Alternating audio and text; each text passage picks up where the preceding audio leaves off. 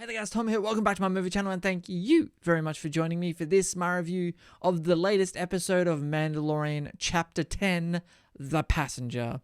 And if you guys haven't been here before, make sure you hit that subscribe button and ring that notifications bell so that you never miss out on my take on all things movies, because that is the way. So Mandalorian Chapter 10, Mandalorian is still on Tatooine, at least for the first part of this episode. By the way, I should point out, this video will contain spoilers, so if you haven't yet seen the episode of Mandalorian, go back and watch the episode first, and then join me for this review. So Mandalorian's still on Tatooine, and he's riding off with, obviously he's got Baby Yoda, he's got Boba Fett's armor, he's on his speeder, and then these creatures, I guess, I don't know what they're called, but scavengers, bounty hunters, I don't know, but they do the old rope trick across two rocks, and Mandalorian hits it, he's going really fast on the speeder, he hits it, he goes flying, and they try and sort of take the child. And that was a cool scene. I really enjoyed that scene.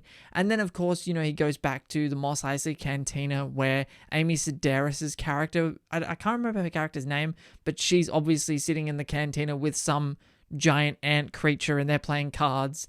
And Mandalorian gets information from them. And then he has to take this new passenger, this female toad thing with eggs. I don't know what the species is called, but anyway, he's got to get this creature to a homeworld, I think, and she's gonna apparently has information that can lead him to other Mandalorians.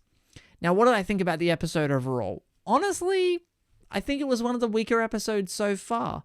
Again, it's really hard with this show to judge an episode because you don't know where it's going. So maybe once I see the next episode, this episode will, you know, lead perfectly into that and we'll have a full context, big picture. But just judging it off this episode on its own as a standalone episode, regardless of how it ties in to the rest of the season, because I don't know how important this episode's going to be as far as tying into the next episode. Look, the episode was fine. I enjoyed it. I didn't hate it. I didn't dislike it. It did scare me quite a bit because obviously this episode has snow spiders, and I have arachnophobia, so the sight of any kind of spider-looking creature in any kind of movie or TV show or in real life scares the crap out of me. So that might have been one of the reasons I didn't love the episode. I don't know that I'd call this episode a filler episode because it does pick up right where the last episode left off. And I do get the feeling that season 2 overall is going to do what I really hoped season 1 would do. Season 1 was sort of episode of the week, you know, adventure of the week. So every episode there was a different adventure and they didn't all really tie together and flow like a serialized TV show would nowadays. You know, it's more of a throwback to the old westerns. So you have this adventure of the week kind of feel. But I feel like in season 2, they're going with a more overarching story. So all the episodes are going to kind of flow together a lot better, I think, than in the first season. And that's something that really, that possibility of this season really excites me. I'm really enjoying season 2 so far. I loved the last week's episode. I thought that was one of my favorite episodes so far. It might be my favorite episode so far. I'm not sure yet.